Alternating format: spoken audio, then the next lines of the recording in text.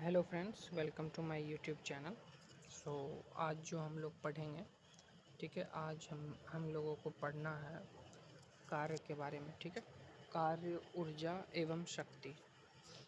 कार्य, ऊर्जा एवं शक्ति। तो देखिए, आज हमारा टॉपिक है वर्क, पावर एंड एनर्जी। तो कार्य क्या होता है? कार्य की माप। देखिए, यहाँ जो परिभाषा दिया गया वैल्यूशन में, कार्य की माप लगाए गए बल तथा बल की दिशा के विस्थापन के गुणनफल के बराबर होता है। मतलब कार्य जो होता है ना, वो आपका क्या होता है? बल गुना विस्थापन होता है। बल गुना विस्थापन मतलब फोर्स इनटू डिस्प्लेसमेंट इंग्लिश में अगर बात की जाए तो। ठीक है, तो आपको ये फॉर्मूला याद रखना है, W=F cross S cos theta. ठीक है, एग्ज़ाम में वैसे डायरेक्टली आता है, एग्ज़ाम में जो आता है वो आपका सेकेंड पॉइंट आएगा। मतलब बल विस्थापन के बीच 90 डिग्री का मान किया गया कार्य शून्य होता है। इसका मतलब समझे क्या होता है? इसका मतलब ये होता है कि अगर जो फोर्स होता है और जो डिस्प्लेसमेंट होता है, अगर उसके बीच एंगल 90 डिग्री बन रहा है तो फिर उसका वर्क जो होता है वो शून्य होता है। इसका मीनिंग यही हो जाएगा। और तीसरा पॉइंट फैक्ट ये है कि बल एवं विस्थापन के बीच 0 डिग्री का कोण अगर बनता है तो वो कार्य हमेशा अधिकतम होगा। ठीक है, और कार्य का ये भी आपको याद रखना है कि किया गया कार्य हमेशा धनात्मक व शून्य हो सकता है। मतलब जो वर्क होता है उस वो पॉजिटिव हो सकता है, नेगेटिव हो सकता है या फिर शून्य हो सकता है। ठीक है, तो ये हमारा कार्य हो गया। नेक्स्ट हमारा क्या हो जाएगा? ऊर्जा। ऊर्जा को कैसे डिफाइन करेंगे? किसी वस्तु के कार्य करने की क्षमता को क्या कहते हैं? एनर्जी। एनर्जी आपका क्या हो जाए? एनर्जी जूल में हो जाएगा। तो कार्य द्वारा जो ऊर्जा होता है उसे हम क्या बोलते हैं? यांत्रिक ऊर्जा कहलाती है। 2 प्रकार का होता है ये। ठीक है, 2 प्रकार का होता है, गतिज ऊर्जा और स्थितिज ऊर्जा। तो एग्ज़ाम में ये आ जाता है इसका फॉर्मूला कि मतलब ½ mv² का ये फॉर्मूला आ जाता है। किसी वस्तु में उसकी गति में कार्य करने की क्षमता जो आ जाती है उसको क्या कहते हैं? गतिज ऊर्जा कहते हैं। उसको क्या कहते हैं? गतिज ऊर्जा। ठीक, तो गतिज ऊर्जा का फॉर्मूला क्या हो जाएगा? ½ mv²। गतिज ऊर्जा का फॉर्मूला हो गया ½ mv²। ½ mv² ये हो गया। ठीक, तो ये आपको याद रखना है। उसके बाद एक नोट यहाँ पे दिया हुआ है, नोट देखना जरूरी है। यदि 2 पिंडों की गतिज ऊर्जा एक समान है तो अधिक द्रव्यमान वाले एवं कम वेग वाले पिंड का संवेग अधिक होता है। ठीक है, इसको आपको याद रखना है। ठीक है, तो और दूसरा जो हो जाएगा स्थितिज ऊर्जा के बारे में अब हम पढ़ेंगे, जिसको इंग्लिश में पोटेंशियल एनर्जी कहते हैं। जब किसी वस्तु में विशेष अवस्था में या स्थिति के कारण कार्य करने की क्षमता आती है तो इसको क्या कहते हैं? स्थितिज ऊर्जा कहते हैं। ठीक है दोस्तों, देखिए सबसे इसका बेस्ट जो एग्जांपल है ना, ये स्थितिज ऊर्जा का, बांध बनाया गया, जो बांध बनाकर जो इकट्ठा किए गए पानी होता है वो होता है। जो हम बांध बनाते हैं ना और जो पानी इकट्ठा करते हैं पानी की ऊर्जा के लिए, वो आपका किसका एग्जाम्पल हो गया? पोटेंशियल एनर्जी का। दूसरा क्या हो गया? घड़ी की चाबी में संचित ऊर्जा। घड़ी की चाबी में संचित ऊर्जा। तीसरा तनी हुई स्प्रिंग या कंप्रेशन का जो ऊर्जा होता है। और जो हम यूज करते हैं ना, ये घड़ी जो हम यूज करते हैं या फिर जो हम स्प्रिंग जो यूज करते हैं उसमें कौन सा ऊर्जा होता है? पोटेंशियल एनर्जी होता है।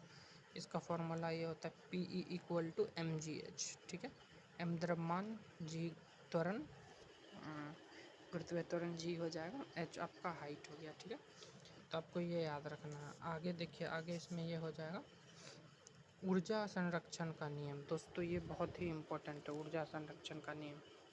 ठीक है, ये एग्ज़ाम में आता है, ऊर्जा संरक्षण का नियम। देखिए, ऊर्जा संरक्षण का नियम बेसिकली क्या होता है? ऊर्जा संरक्षण, ऊर्जा का ना तो उत्पन्न किया जा सकता है और ना ही नष्ट किया जा सकता है। ये केवल एक रूप से दूसरे रूप में रूपांतरण होता है। इसी को क्या बोलते हैं? Law of conservation of energy. अब एग्ज़ाम में सबसे ज़्यादा इम्पोर्टेंट ये पूरा पार्ट्स हो गया। जैसे डायनमो का हो गया, क्या करता है? यांत्रिक ऊर्जा को विद्युत ऊर्जा में बदलता है। मोमबत्ती रासायनिक को प्रकाश में, माइक्रोफोन ध्वनि को विद्युत में, लाउड स्पीकर विद्युत को ध्वनि में, सोलर सेल क्या करेगा? सौर ऊर्जा को विद्युत ऊर्जा में बदलेगा। ठीक है, ट्यूबलाइट क्या करेगा? विद्युत ऊर्जा को प्रकाश ऊर्जा में। विद्युत मोटर आपका हो गया विद्युत ऊर्जा को यांत्रिक ऊर्जा में। उसके बाद विद्युत बल्ब विद्युत ऊर्जा को प्रकाश ऊष्मा ऊर्जा में। विद्युत सेल रासायनिक ऊर्जा को विद्युत ऊर्जा में। सितार क्या करेगा? यांत्रिक ऊर्जा को ध्वनि ऊर्जा में। अच्छा, इस जो काइनेटिक एनर्जी हो जाएगा इस काइनेटिक एनर्जी और जो इसके बीच जो रिलेशन होता है गतिज ऊर्जा के बीच संवेग के बीच जो रिलेशन होता है वो यही होता है, वो आपका ये होता है Ke=p²/2m। इसको आपको याद रखना है, Ke=p²/2m। ठीक, दो अलग अलग द्रव्यमान की वस्तु का अगर संवेग समान हो तो गतिज ऊर्जा हल्के वाले का अधिक होगा। अगर दो अलग अलग द्रव्यमान की वस्तु का भार अगर हम लेते हैं, संवेग अगर उसका समान होगा तो गतिज ऊर्जा जो होगा वो हल्के वाले का अधिक होगा। ठीक है, ये आपको याद रखना है। अगला देखिए, अगला इसमें क्या हो जाएगा, शक्ति के बारे में हम लोग पढ़ेंगे। शक्ति मतलब पावर, शक्ति मतलब पावर हो जाएगा। कार्य करने की दर को शक्ति कहते हैं। यदि कार्य W है, टाइम T है, शक्ति क्या हो जाएगा, W/T।